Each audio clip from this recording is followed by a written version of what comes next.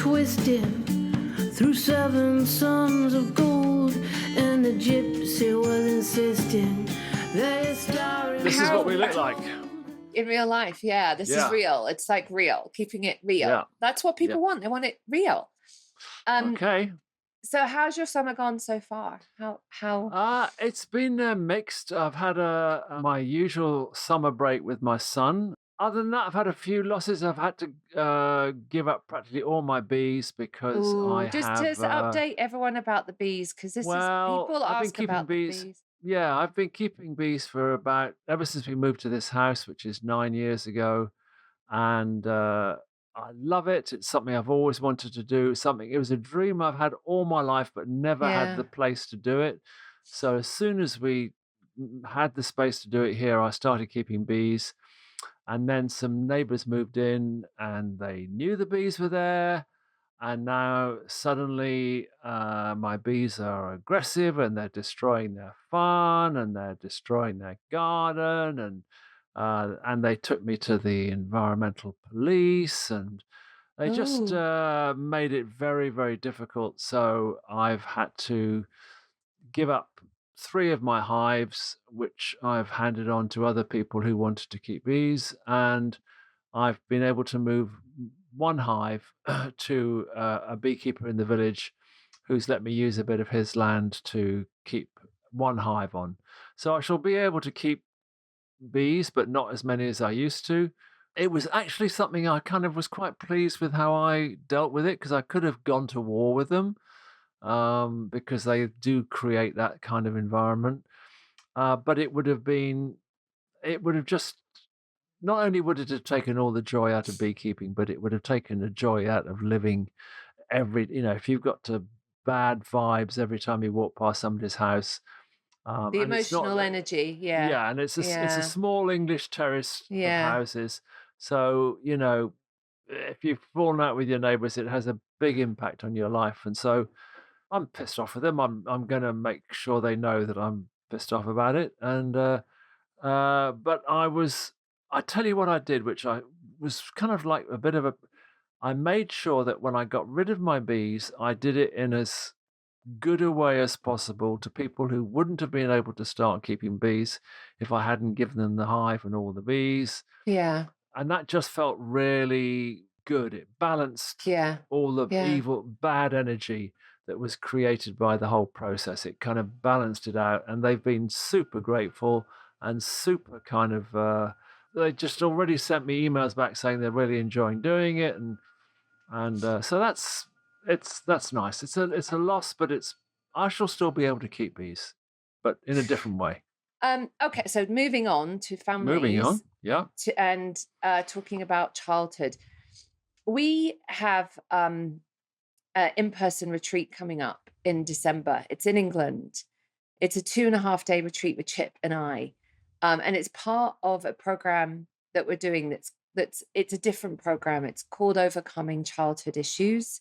And it's a program that really goes into this deeper work that many of us, in fact, I don't think anybody doesn't have to do it, where we begin to kind of understand our childhoods and how they impacted us, and how we can begin to change some of the messaging and some of the programming that we've got from childhood. Why is this so important, do you think, Chip? Well, to me, I think the very foundation of the therapeutic approach and work that I do is at looking at that first 15 years.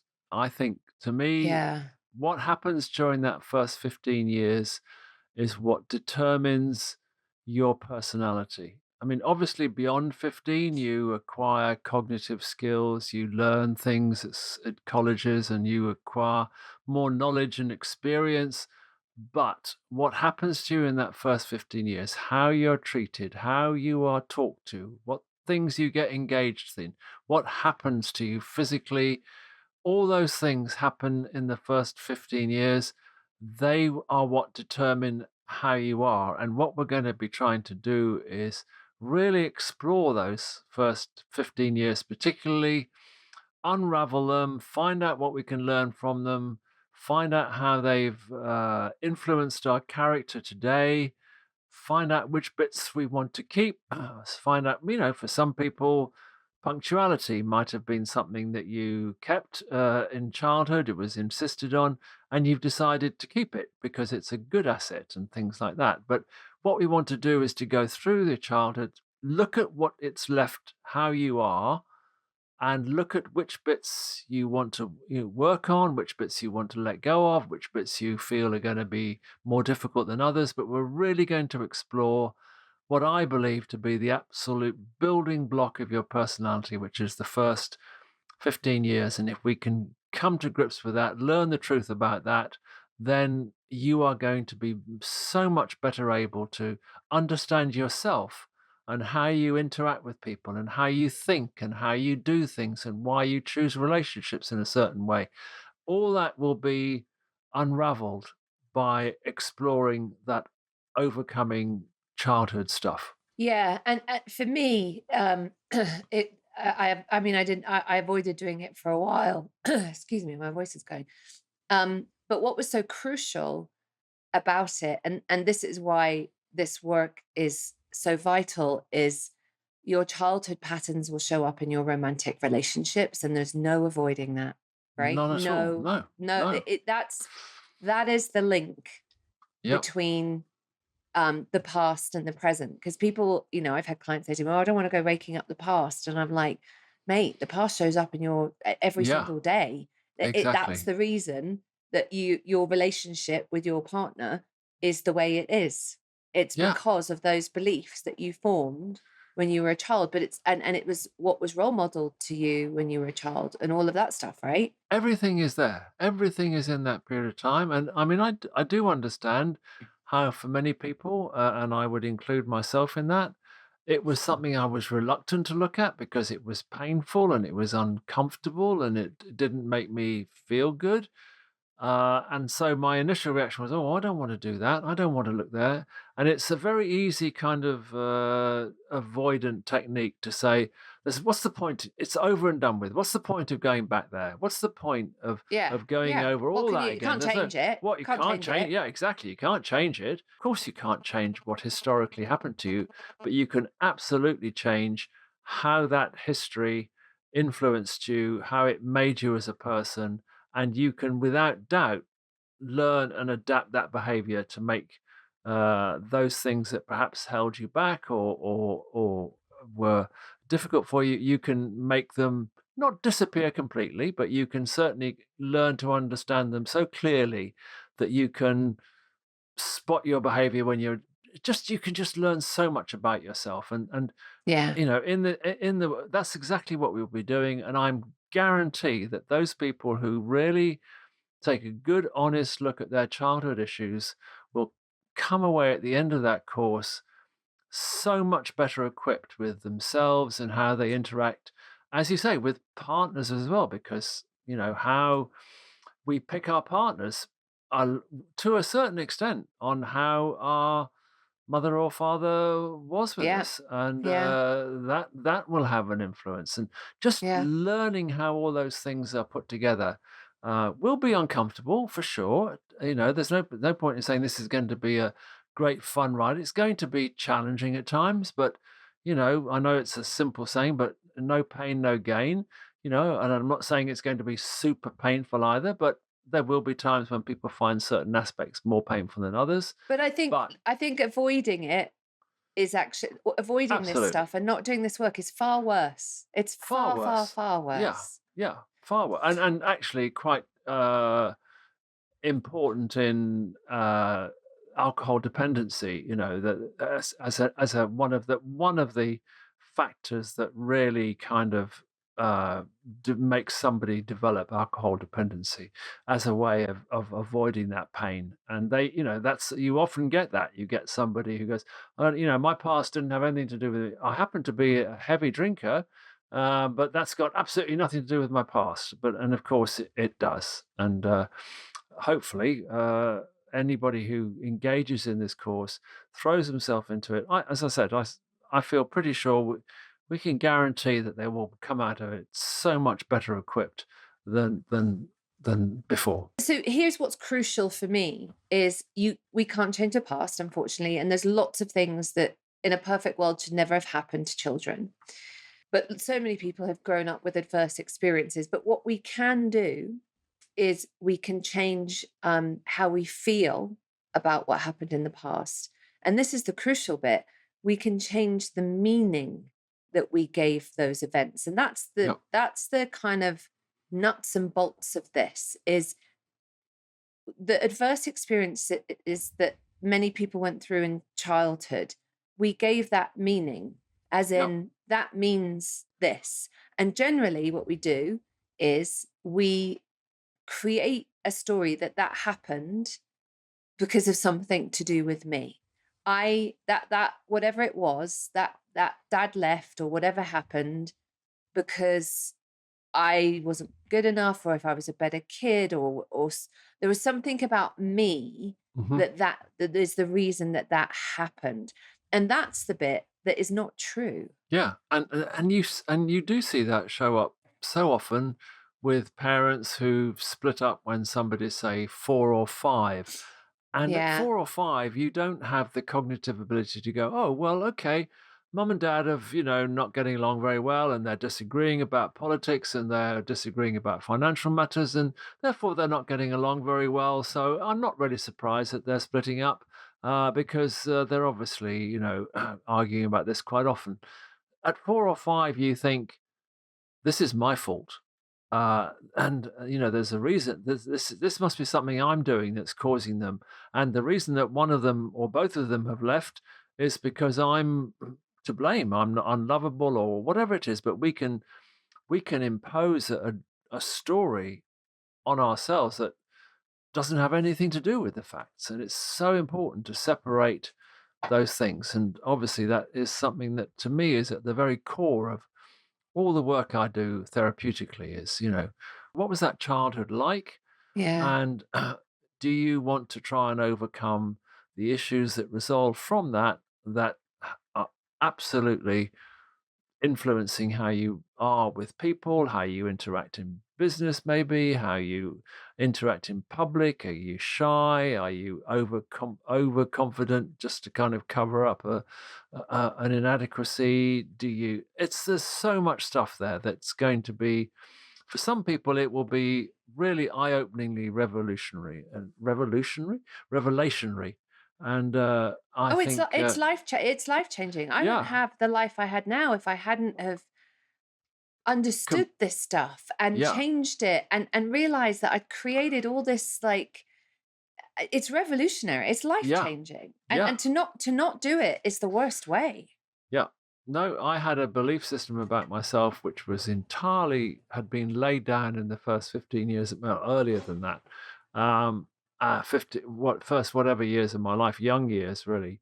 And it absolutely was the bedrock of my belief system about myself. And I can remember when I was in rehab and somebody said, "Well, that wasn't your fault." And I was like, "Really? Yeah. Really?" And they went, "No, of course it wasn't your fault. You were 5. How could you possibly have You were the influenced that?" child. Yeah, but it was the first time anybody had ever said, "There is a different way of looking at this. You could look at this as not being your fault, and you could look at this," and that suddenly started changing things a great deal.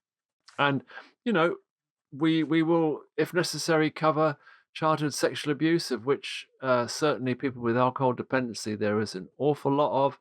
The last sort of not analysis study I saw that 75% plus of people with alcohol dependency have had some kind of childhood sexual abuse, and Yeah. that's again, I think, one of the reasons a lot of people don't want to go back over the past because it'll be painful and I'll have to relive that. But again, that was an area that we will cover, and we'll do it in a very safe way. And thankfully, somebody did it with me in a very safe way.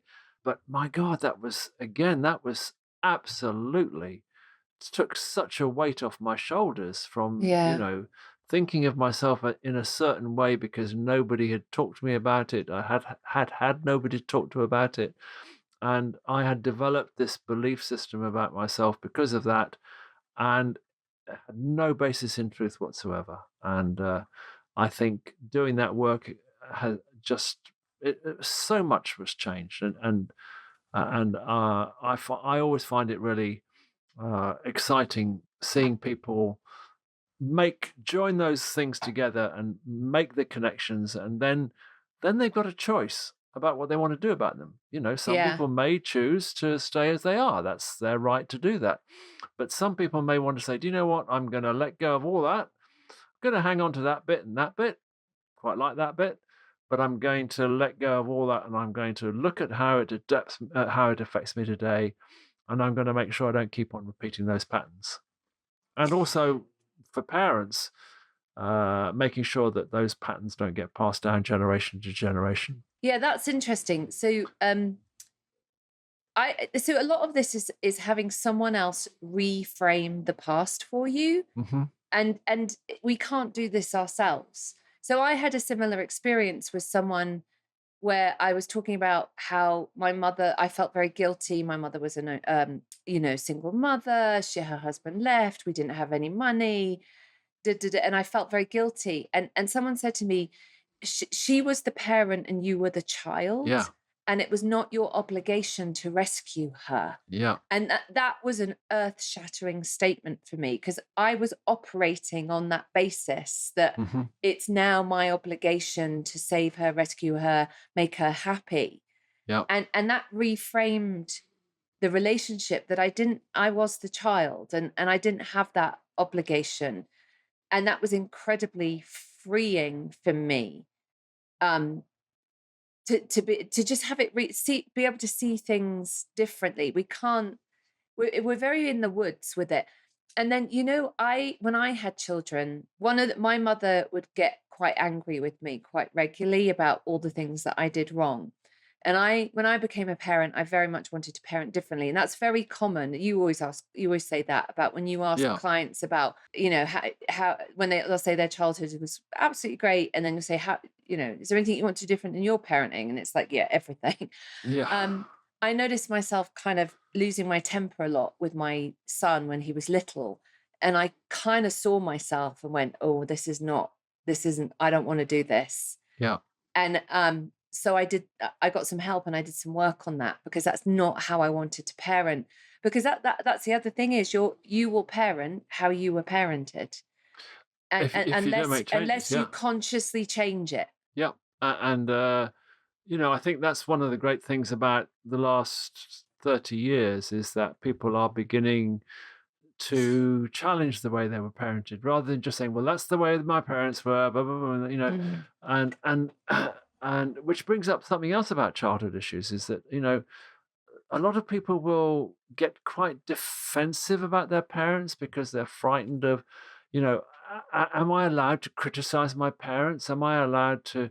And this isn't a sort of a blame game. This isn't about blaming your parents for everything that went wrong, but it is about looking at what happened, looking at what was said, and making sure that you have not developed a sort of limiting belief about that. And I think, uh, you know, I know that, as you just said, it's a simple question. How would you like to parent differently? And just from that answer, you will get so much information about how that person was treated as a child. Oh, well, I'll give them much more attention. I'll hug them. I'll kiss them. I'll tell them that I love them. And you're thinking, whoa, okay, what? None of that happened to you? And no, obviously not, because that this is what they want to do differently. Um, and so, there's so much. It's like a gold mine down there, and there's so many nuggets of wonderful information if you're prepared to go digging for it and prepared to look at it and your hands dirty and go through all the difficult stuff. You will come out with some absolute nuggets of gold that will sustain you through, and they will change the way you view yourself, the world, and how you operate in it, without doubt. And I can certainly, in my case, pinpoint 4 or 5 gold nuggets that came out of my process of doing this in the sort of first year of my recovery that have changed my life, have changed Yeah. my ability to grow, my belief systems about myself. All that came from being helped and guided through my early childhood, learning to overcome the difficulties of it, and learning how to adapt as a result of that knowledge. Yeah. And for me, it, it because oh my God, did it show up in my romantic relationships? Mm. um I used to operate on, I was just thinking about this, like we all sort of as teenagers, there's a biological imperative, but also our whole culture tells us we all want a romantic partner, right? We all, I Yep. mean, your 20s is all about your romantic partners. And that just, it never, our romantic life is such a source of anguish and pain and joy and energy. Like, oh, if I look back and I think of the energy and time I have wasted on freaking idiots, Yep. I could have written 10 books. Yep. And I was under the belief that I just had to find the right person, and that's not true. What is true is I had to understand myself and what happened to me so I could become the kind of person I wanted to attract. And my pattern was abandonment. And Right. I just recreated abandonment over and over and over. And I just thought I just have to find the right, I have to be, if I'm thinner, if I'm prettier, I'll get the right person. I just have to try harder. It's none of that. And I see people do that for decades. I see people on that hamster wheel for decades. And I'm just like, just go and see someone, sort this stuff out, understand why you create this pattern over and over and over, and then you can change it. And so my work on understanding, like, how, my father abandoned me, basically, understanding, but first of all revealing it. Like, the first step was like, oh my God, that's a thing. Like, and it kind of makes sense. You kind of hits home that when your significant parent leaves you, that it has a huge wound in you as a child. Mhm. And that's all that I understood about men, is they're there and then they leave you. And I just Mm. created that, and it was so painful, so Yes. painful. Yeah. You And see, mine until I began to change it. prior to recovery, picking people who were quite similar to my mother in many ways, bossy, controlling, uh, just kind of almost made, yeah, because I had so little idea of that I was a decent guy, and that Yeah. I wasn't this person that my mother kept on telling me I was. I was a decent, and I actually had interesting things to say, and I actually could bring something to a relationship. But until I learned this stuff, I was always picking the wrong person, and then wondering why I didn't feel happy in it. And mind you, the drink and drugs didn't help. But yeah, but There's there there's was a something definite pattern.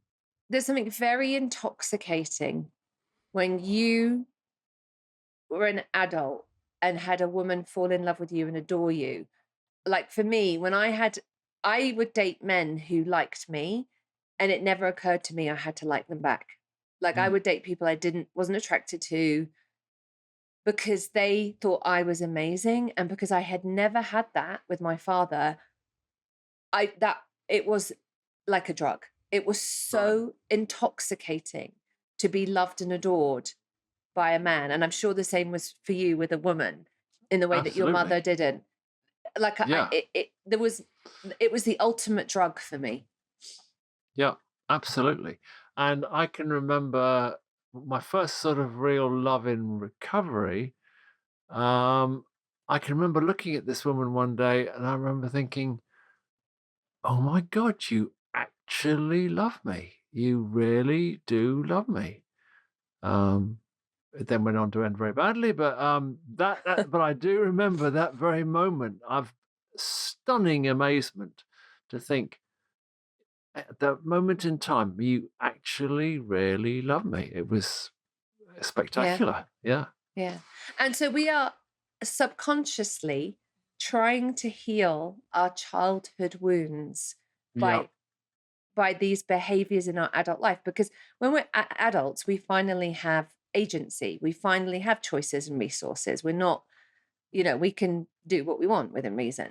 So we are subconsciously, when a man fell in love with me, I was subconsciously healing that Yep. father wound of Yep. being left and abandoned, the meaning I created there was I wasn't good enough or worthy of being loved. I had healed it. I had solved it. I had proved it to be wrong. And then somehow the pattern that I always had, they would leave me. Yep. And the pain, I always call that pain that I would feel, was original pain. So maybe 20-30% of the pain was to do with the current relationship, which was typically usually fairly brief. And 70-80% was just re-experiencing the original childhood pain, which is why it felt so devastating. And I see this in so many people. I see this pattern. People play this pattern over and over and over, and it's the childhood work. Absolutely. And I mean, a classic example of that is, say, a woman brought up by an alcoholic father, had tried to try and get him to stop, unsuccessfully when she was young, ends up, lo and behold, with an alcoholic partner whom Yeah. she is trying to rescue in place of trying to rescue her father. Yeah.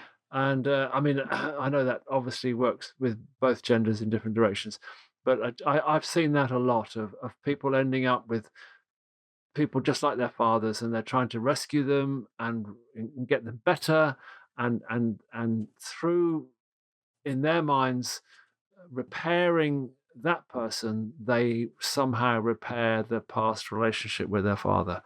And it's, you can waste a lot of time doing that and lose out on a lot of the joy of a relationship because you set yourself up in a dynamic that is got nothing to do with it. It's got to do with you trying to repair your past rather than enjoy the present, and it can be very damaging.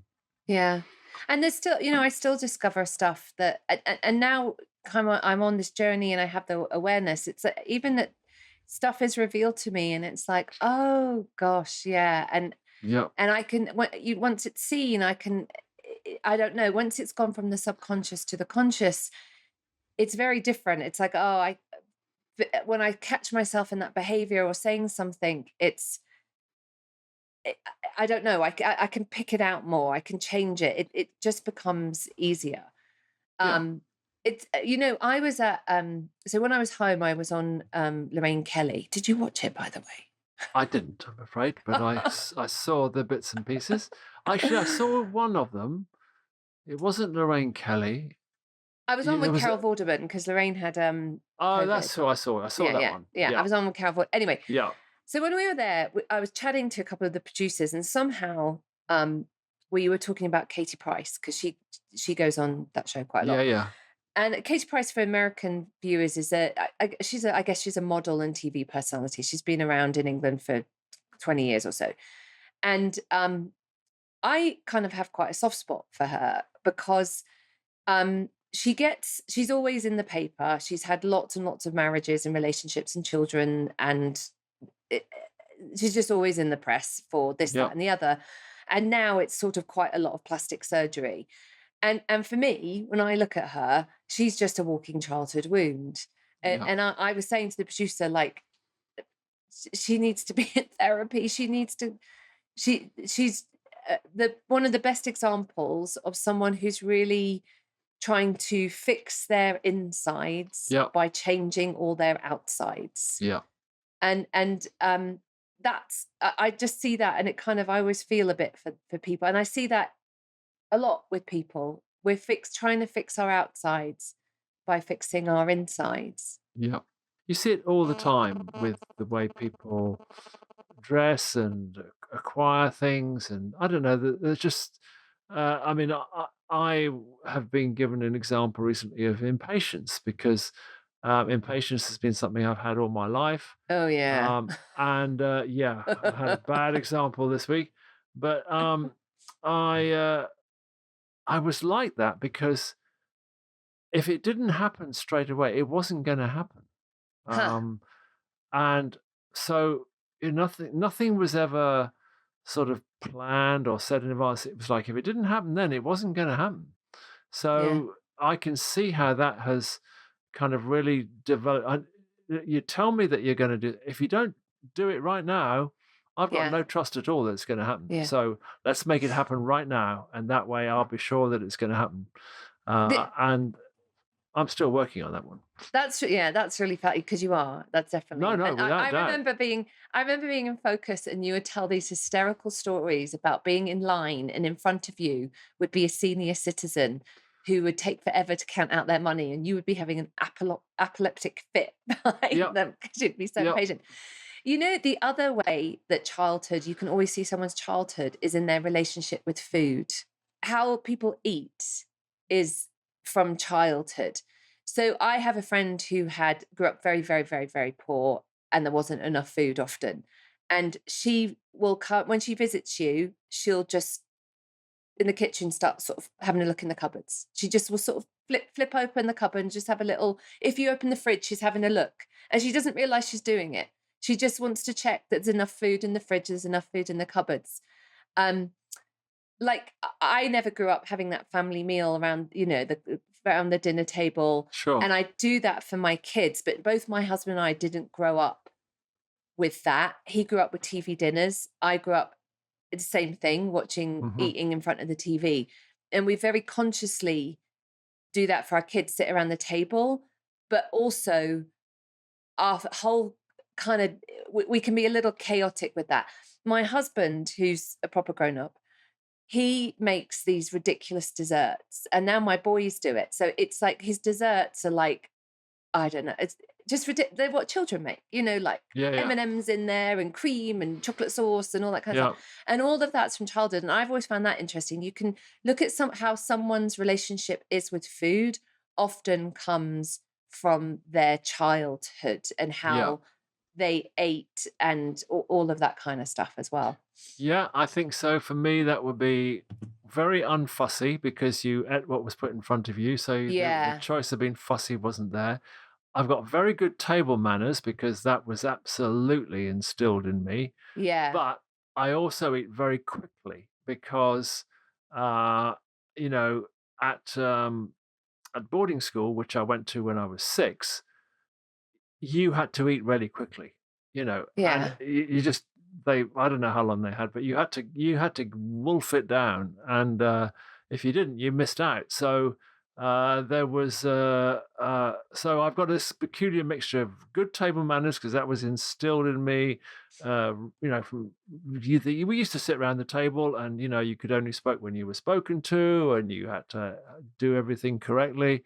But there was a real need for speed in order to get the things. And another one is being super fussy about certain foods because my father would, for meat fat, for instance, my father would force me to eat meat fat even though I Ooh. just hated it, and it would go cold on the plate, which would make it even worse. And it was just like, so I just, I do not like that sort of thing has lingered on Yeah. into it. But it's more about the manners, and the speed is something that was absolutely imprinted in me when I was really young. Yeah. Yeah, I dated someone who grew up in a large family of like 5 brothers, and it's like you eat really quickly because if you don't, someone will take it. sure. So and if you kind of pause for a minute, your sausage is fair game. Like and like they eat off each other's plates, and I always found that quite fascinating because I'm an only child, so I have never had any of that. So we would go out for dinner to like just eat off my plate, and I'd be like, "What? Like, what are you doing?" And that as a therapist, I just found that really fascinating. Yeah, yeah, So, overcoming childhood issues is some of the work of sobriety is very important work. If yeah. you want to do that with us, the opportunity to do that is now. Our program starts in a few weeks. If you go to soberful.com, you can find out the information how to apply. And you do need to apply because uh, we're looking for people who are the right fit for this program. And we will be doing a 2.5 day in-person retreat. It's going to be in the UK. In So early you must have December. had a childhood. That's the You must have had a primary childhood. thing. You must have had a childhood. And the retreat will be the first weekend in December in the UK, where we will take you on a therapeutic process and do some really interesting, revealing work that hopefully at the end of the program will lead you with some breakthroughs, some reframing, some new tools and ways to respond and behave in your present. So, Yep. Thanks, everybody. Thanks, Chip. Thank you. Thanks for being here. Let us know what you think of this podcast if you have questions, and we will see you next week. Bye-bye. Yeah.